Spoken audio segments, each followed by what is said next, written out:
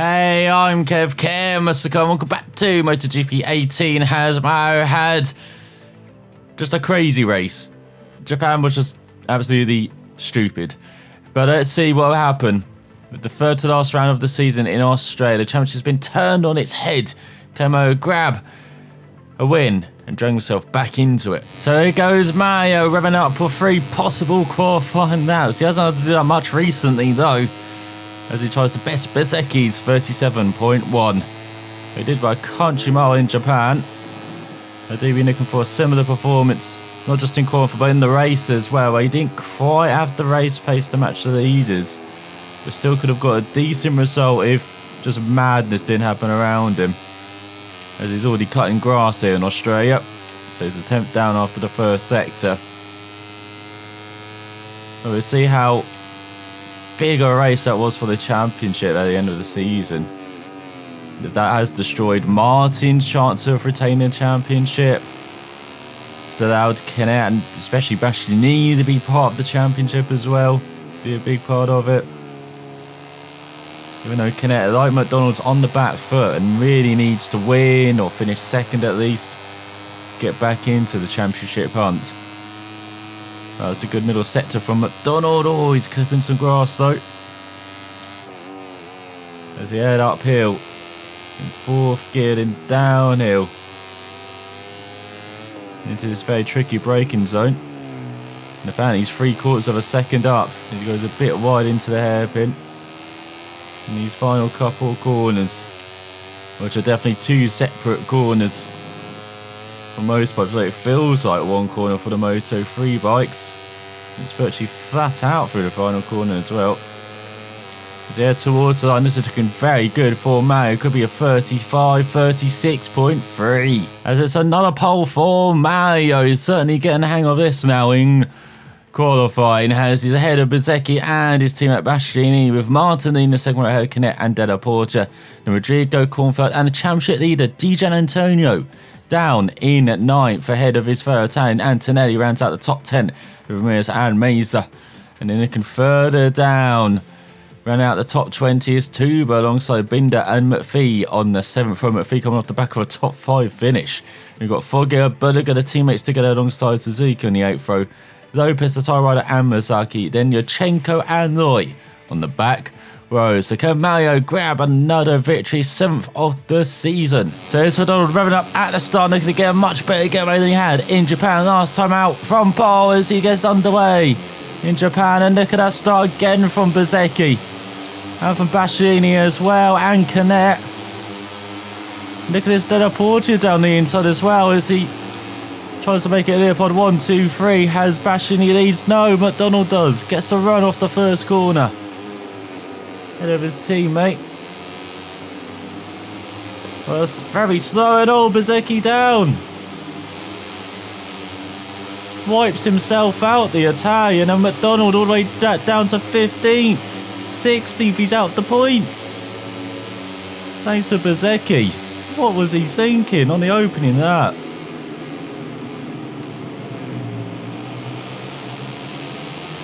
Well, gets a good getaway from the hairpin, looking to get past Binder. And the inside into the left hand, you've got some riders on the grass as well. McDonald up to 14th then behind Arenas. Not where he wants to be with his teammate leading. Look at the Spaniards battling over 10th. McDonald joins in very fast, almost into the back of Kornfeld though. He has to run wide. Thanks to the Czech rider. So all that work, making up a couple of places, is gone. Or is it? As he goes into the right hand around the outside. A couple of riders trying to go around the outside of Kornfeld as well. And while he gets another rider wipes themselves out on McDonald. They go for the final corner pass. Kornfeld pass, Artel pass, everyone. Up into 6th. What a move. As Bastianini leads ahead of Martin, Della Porta, Dijan Antonio in the top 5 tries apparently. That's how good he is at the moment. He's got Rodrigo and Antonelli behind. McDonald's caught back up then with the top 5. Just like we saw in Japan then. Dropping back slightly. and then forcing himself to be back up with the leaders, but he's definitely doing it this time down the inside of Canet, back up into third. Oh, and he gets into Martin. Very aggressive from McDonald. As a near pod podium. 1, 2, 3. As Canet and Martin are doing battle, the old foes. Hill goes wide, removed down the inside of Della Porta. But it's bashing Della Porta, McDonald, Canet, Martin. Or is it? McDonald got the move on Della Porta. Oh, his teammate just cuts him off. And over the hill, he's run a bit wide, McDonald. As he going to the hairpin, just ahead of Martin. He's dropped back. And says his teammate in front. Hill goes through the left hand and then into his final corner. He's very quick. Just as I say that, he runs a bit wide. He's still going to get the run down this front stretch. Heading on to the third lap of this 8-lap race. It's a long one. And look at Bashani getting away in the lead. So he's going to make it 3 wide. Is he into the first corner? Oh, backs off. But then he gets to run out the corner. As he goes through the left and to the Porton. Di Giannantonio pushing him wide, the Italians. And here comes Canet as well, wanting to play the Spaniard. Martin dropping back slightly. So once again through that left-hander, very quick. Very quick into the braking zone. The hairpin. And now that maybe he's clear, that battle for third, he can gain on his teammate in front and go for this victory where he has a much better race pace than he had in Japan. He's definitely got it. To challenge his teammate who's half a second up the road. This was a bit of an ambitious look into the right-hander from third. It all goes over the hill. Don't have to go too wide though. And all a bit wide from Bashini in front. McDonald goes wide into the hairpin. That was Di Giannantonio and Della Porta by, does it? So gets into his teammate Della Porta. And into the final corner, looking around the outside of Di Giannantonio, who just got hooked up on that curb. As he goes to the 4th lap then. An exhilarating Australian Grand Prix. Especially ahead of McDonald, Di Giannantonio, Della Porta and Canet. Martin out of the top 5 at the moment in SIP. It's all gone wrong for Martin in his last couple of races. And taking one like a good lead to Japan. And into the penultimate round in the season in Malaysia. Could even be out of it. He's behind his teammate. They're Porter battling with Canet.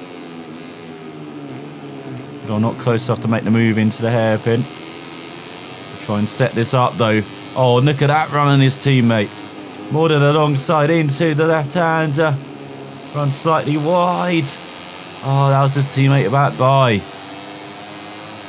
So round 1 to Bastianini.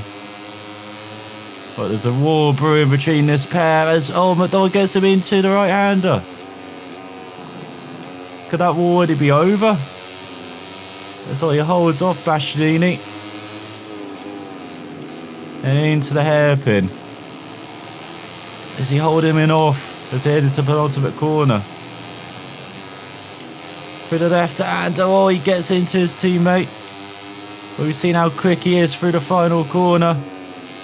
And again, he just goes round the outside of the rider like they aren't even there. Look at Alonso Lopez and Binder battling over turf along with Albert Arenas.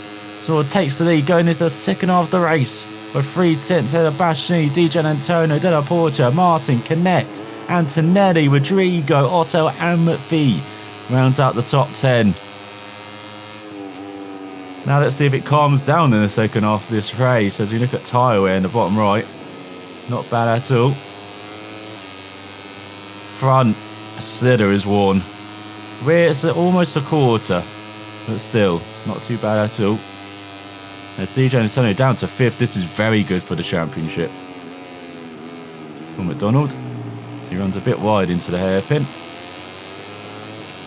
There's Tuba in 18th. Nicking the rebound. Net to score his first points of the season, if I'm correct. He's one of those 4 riders that are yet to score points so far. There's Martin up to 4th ahead of Della Porta. Could we see the second half of the race surge from Martin, which we've seen a number of times this season? As Della Porta maybe drop him back a bit as well. He always seems to be doing that, the Italian.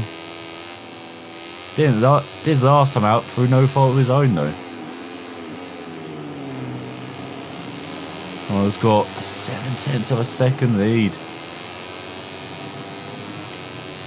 He would have thought that after the first lap. He had to drop back. Thanks to Bezzecchi. Now he's just racing away once he's got through all of those points scored. He's dropped down to 16th. Now he's got a lead of almost a second of Bastianini, Di Giannantonio, Martin, Canet, Della Porta. And Antonetti, Rodrigo, Otto and Suzuki into the top 10 ahead of McPhee. Oh, he's got this hooked up now. Able to ride his best lines now. Carry the speed for the corners how he likes to as McPhee's dropped down to 13th. He's dropping like a stone as the Scot. Look at McDonald, 1.3 second lead. Just shows when he's not battling, definitely got the pace.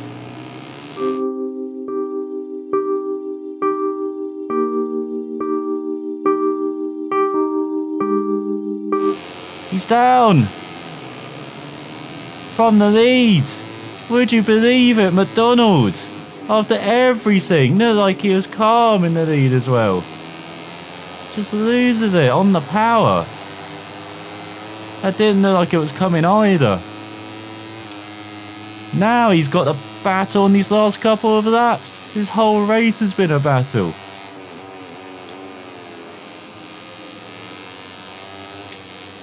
When it should not have been. As I said, he's got the pace in clean air.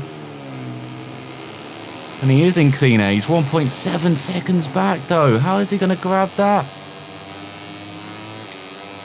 Especially as this bike is just sliding everywhere now. He goes virtually flat out through the final corner. So the run onto the start-finish straight. Could that cost him the championship? From a certain 25 points to maybe not even getting a top 5. Needs to ride the best 2 laps of his life, McDonald. That's a bit wide. That's a bit wide. Oh, and look at the bike. Doesn't like getting on the power now. But he's a second back from the top 5. He's gained 7/10 in 2 sectors.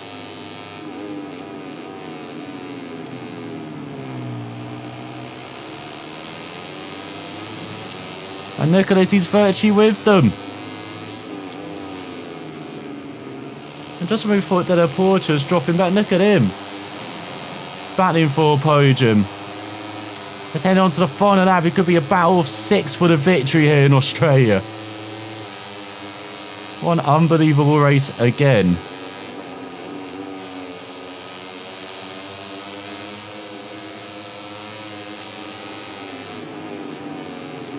Oh, that's not good braking into the hairpin. And oh! Big crash! Di Giannantonio's been wiped out. So has Canet and Della Porta. Bastianini, Martin and McDonald survive. As McDonald goes into second.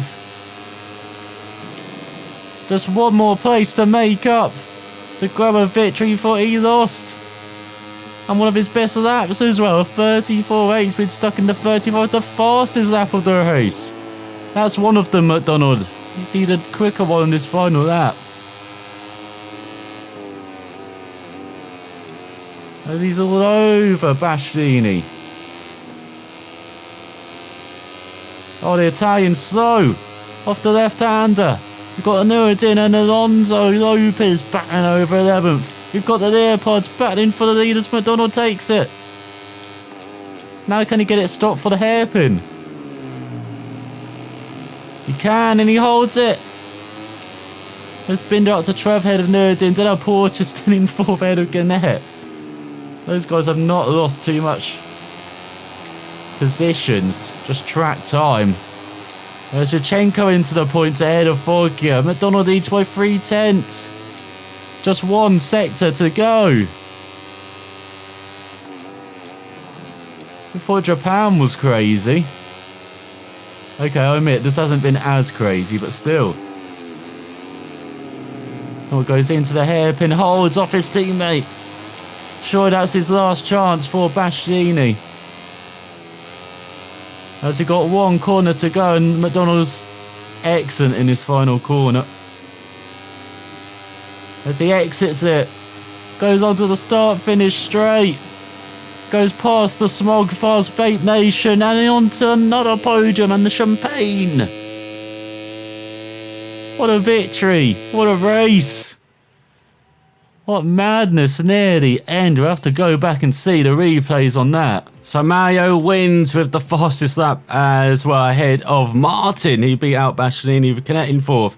Dale Porter 5th. DJ Antonio down in 6th. With Antonelli in 7th. Rodrigo 8th.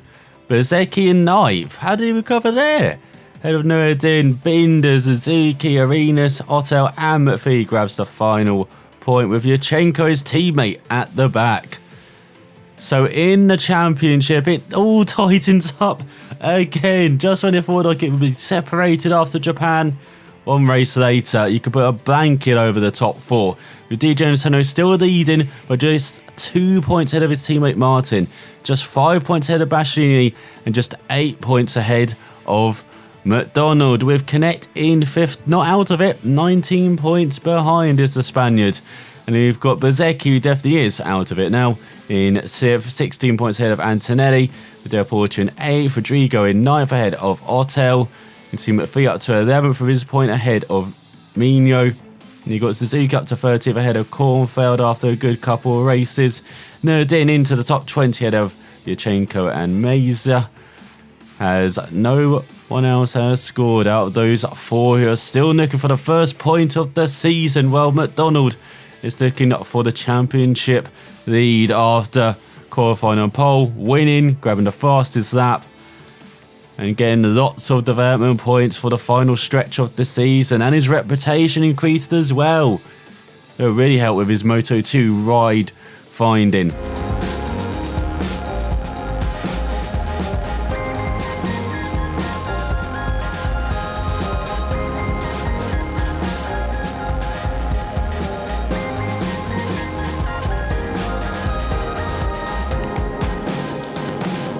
As we congratulate Honda and Marc Marquez for winning the Constructors and the Riders Championships, with Alex Marquez finishing at the top in Moto2. Once again, the Marquez household will be having a big party ahead of Bagnaia and Baldassari. So before we head to the penultimate round of the season, there's some bike development to do for McDonald. So we improved the frame last time out. What about aerodynamics? We will need some downforce, no doubt, around Sepang with those long straights, but then you've got so many technical corners as well. So you can improve in penetration or downforce. Should we go with downforce? And then maybe look to suspension, because we haven't improved the elasticity at all. So that's how the bike is looking. Everything's at least effective apart from penetration, aerodynamics rise, but now we've got a bit more downforce. Suspension should be able to handle any bumps that Malaysia offers a bit better as well. As with just 2 rounds remaining in the season, it's been so up and down. Just these last 2 races. But we've still got 2 races to go as we head to the Sepang International Circuit for the penultimate round of the season. Could Mayo grab another victory and then maybe lead heading to the season finale in Valencia? We'll find out next time. Thanks for watching, and I'll see you then.